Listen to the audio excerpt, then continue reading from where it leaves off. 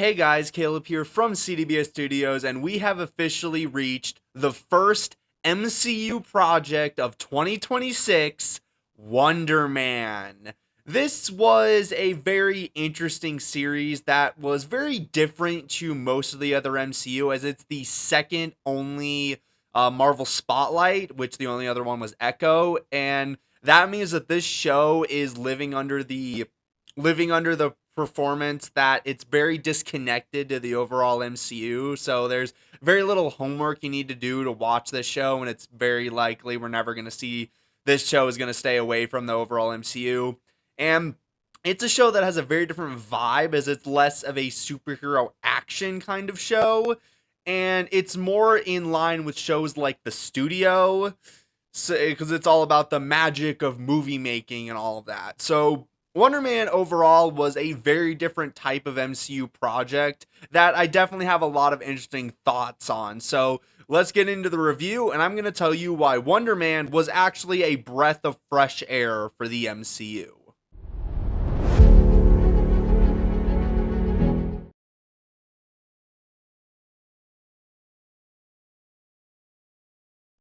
So, starting off this review, I'm going to go into a lot of the positives that I have on Wonder Man. And I have a lot of positives when it comes to this series. The first thing that I'm going to bring up is that the comedy of this series is very, very well done, where most of the jokes did actually make me laugh. And there's a lot of jokes in here that really caught my attention, really made me laugh. And it made for a show that I ended up really having a lot of fun with, that was really great.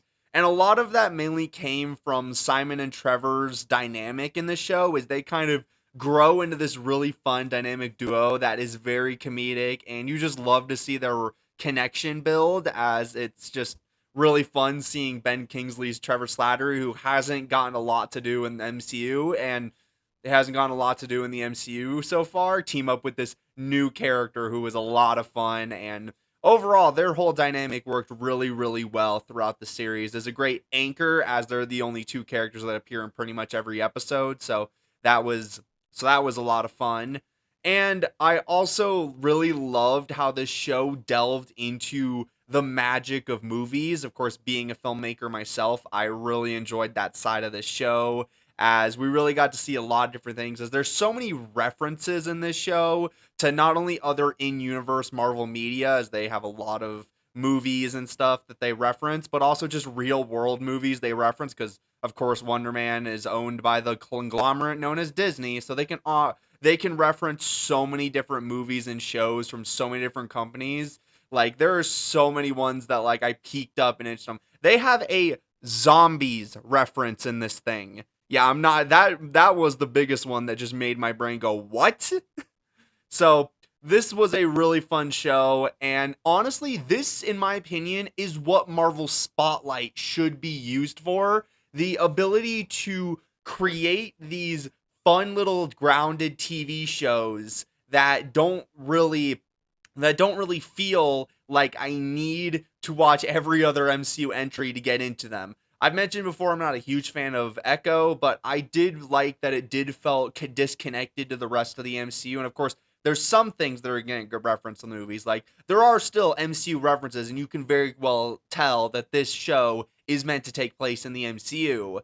But it definitely has a lot of those elements where it's like, oh, we can just kind of do our own thing, which is really fun. And from the ending of the show, the way it's set up, it doesn't really seem like they're teeing up Wonder Man to be in Avengers Doomsday or in some big MCU crossover coming forward. Like, honestly, I'm hoping we get a season 2 of Wonder Man, just based on where this show ends. I really want a season 2.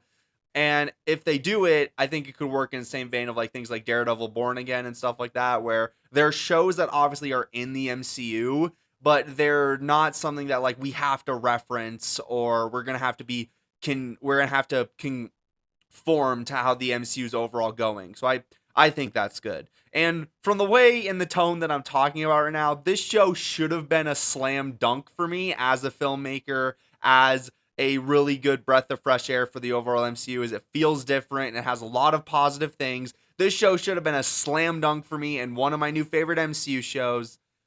But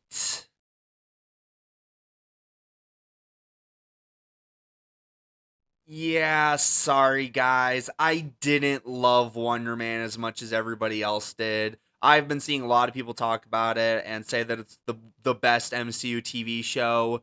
Uh no, when Daredevil and Punisher and Loki exist. No, but overall, I thought Wonder Man was good, but I didn't love it the way everybody else did. First off, there is a little bit of annoying filler in this show. There's an episode 5 of this entire series is literally an episode that you can probably cut with little to no impact on the overall story, so I don't know why it's here. There's a couple other instances in a couple episodes where I feel like scenes could have been cut. There's plot lines that go nowhere and have no business being in the show. And honestly, I did lament that I liked this as a TV show.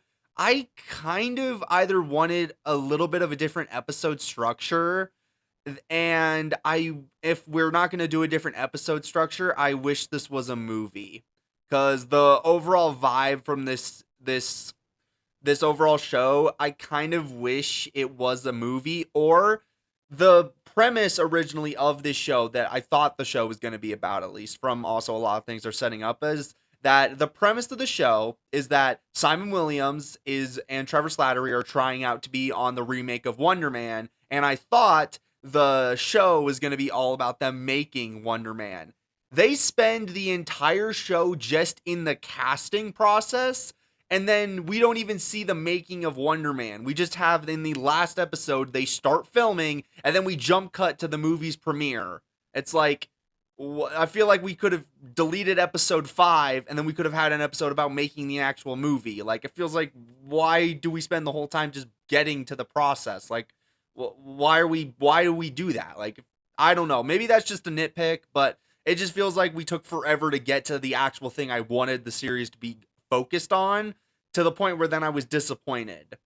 And also, I have to keep saying it, I really hate the DODC. I haven't really mentioned it in many of my other MCU videos, but I hate the characters of the DODC, and they are such a cheap tension driver, and I hate every time they show up, because every time they've shown up, they are so inconsequential, or they're just so poorly used. As in Spider-Man Homecoming and No Way Home, they barely factor into those plots, so they can be kind of whatever, and it just feels like they're kind of useless. They completely then derail the story of Miss Marvel and make some of the worst episodes of that show be about them. Like, they completely derail the finale, and it's one of the reasons I hate the finale of Miss Marvel so much. And then they showed up in some She-Hulk stuff, which was, again, they had no business being in She-Hulk, but then again, She-Hulk had no business to exist at all, so I don't know what that's all about. And then they show up here, and again, can we, like, I feel like at this point, the only reason they're keeping the DODC relevant is because we have a strong feeling that the next MCU saga is going to be all about the mutants, that they're teeing up the DODC to be the characters in the MCU that are going to go after the mutants. So it feels like they're just like being like, hey, we got to keep them relevant so that people will know who they are when we use them for that plot line. But at the same time, I don't want them to use for that plot line because I've never enjoyed the DODC ever. So, like, ugh, I just don't want them here at all. And then the other thing that I think also kind of not does great with the show is that the stakes, there's not really any stakes in this show. There's no overarching villain apart from the DODC, but they're like barely in the show to count as a main villain.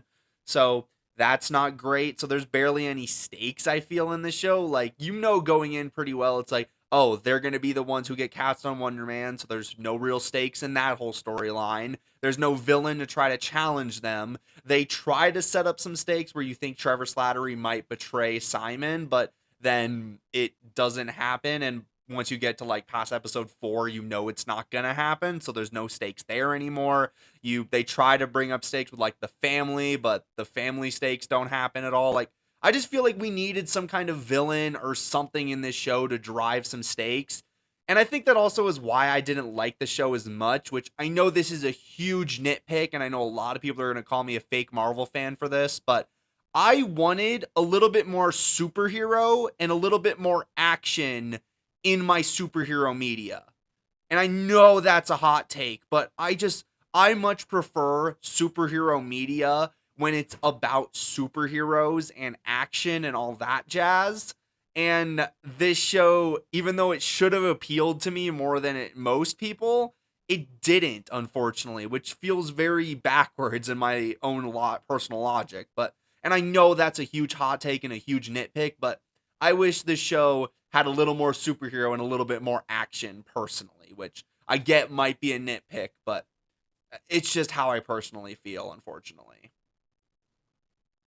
Going through all of that, Wonder Man was a breath of fresh air for the MCU. It is very different to mostly everything else we've almost ever gotten, as it's a not this big sweeping superhero epic. It's this low tier, down to earth show about a guy with superpowers trying out to be a superhero in a movie alongside Trevor Slattery, the Mandarin, fake Mandarin.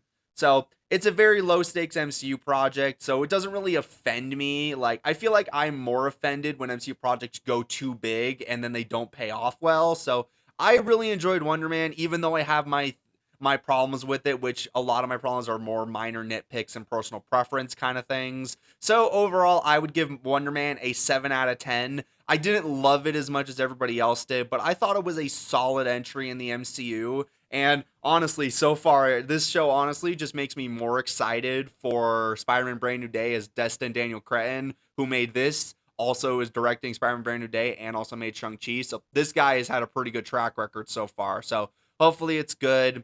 And overall, I think this is the show that the MCU needed right now, as they're kind of teeing up to have a lot of big events going forward. As of course, we have Daredevil Born Again, Spider-Man Brand New Day, Avengers Doomsday, Vision Quest, all shows and movies that are going to be big stakes, high superhero media that you're familiar with. So I think having this lower tier, down to earth Marvel show doesn't really do any harm. And it honestly is this is a really fun show. And again, it's more of in the line of what I think the MCU should have been doing, where you can tackle bringing in these more niche groups of fans while at the same time not derailing the entire MCU in order to get to that point. So overall, this show is just more evidence of Marvel starting to prioritize the quality of the projects over the quantity of them. So I really enjoyed it for that reason. So, I want to know, if you have seen Wonder Man, let me know down in the comments what you thought of it, and maybe we can get a conversation going. But without further ado, thank you guys all very much for watching this video, and I hope to see you guys all in the next one. Bye, guys!